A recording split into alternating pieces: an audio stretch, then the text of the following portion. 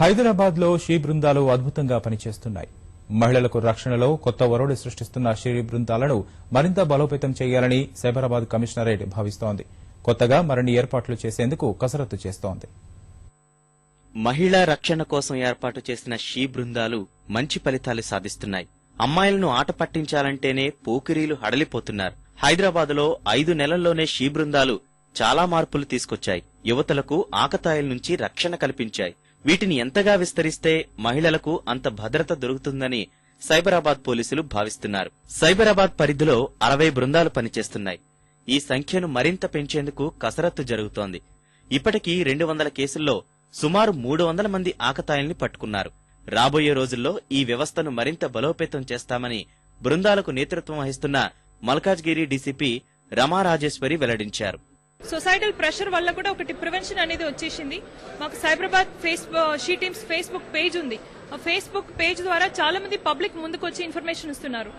Women's hostel దగ్గర, తర్వాత sharing auto stands దగ్గర, బస్ స్టేషన్స్ దగ్గర, విమెన్స్ కాలేజెస్, గర్ల్స్ స్కూల్స్, ఇక్కడ ఒకసారి చాలా మంది ఈవ్టీసర్స్ గ్యాదర్ అవుతున్నారు. కానీ అన్సేఫ్ టైమింగ్స్ ఏమైనా ఉన్నప్పుడు వాళ్ళే మాకు ముందుకు వచ్చి ఇన్ఫర్మేషన్ ఇస్తున్నారు. కాబట్టి షీ టీమ్స్ అనేది వర్క్ అనేది చాలా ఎఫెక్టివ్ గా ఇప్పుడు నడుస్తుంది. సైబరాబాద్ ఏరియా అనేది పెద్ద ఏరియా కాబట్టి నంబర్ ఆఫ్ టీమ్స్ కూడా త్వరగానే పెంచడం జరుగుతుంది. పట్టుబడ్డ ఆకతాయిలు మళ్లీ తప్పులు చేయకుండా ఉండేందుకు చేపడుతున్న కౌన్సిలింగ్ ప్రక్రియపై పోలీసులు ప్రత్యేక దృష్టి సారించారు. పోకిరీలకు తల్లిదండ్రుల ఎదుటే కౌన్సిలింగ్ ఇవ్వడం ద్వారా వారిలో పరివర్తన కలుగుతుందని భావిస్తున్నారు. అమ్మాయిల్ని ఏడిపించడం తప్పు కాదంటున్న 80% మంది యువకులను దారిలోకి తెచ్చేందుకు ముఖాముఖి సహకరిస్తుందని రమా రాజేశ్వరి అభిప్రాయపడ్డారు. ఇప్పుడు ఇది మేము చేస్తున్నటువంటి పని అనేది నేరం అనేది చాలా మందికి తెలియదు. అందుకే ఇప్పుడు ఈ మధ్యలో మేము ఇక్కడ క్వశ్చనర్ సిస్టమ్ కూడా ఇక్కడ ఇంప్లిమెంట్ చేశాము. పట్టుకున్నటువంటి ప్రతి ఒక్క ఈవ్టీసర్ కి కూడా ఒక 15 ప్రశ్నలు ఇస్తాం.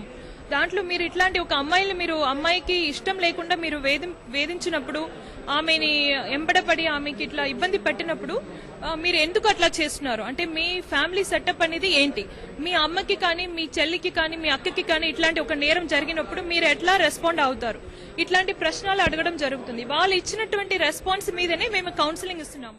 అమ్మాయిలపై వేధింపులను అరికట్టడానికి ఫేస్బుక్, వాట్సాప్ ఎంతగానో సహకరిస్తున్నాయని సైబరాబాద్ పోలీసులు తెలిపారు.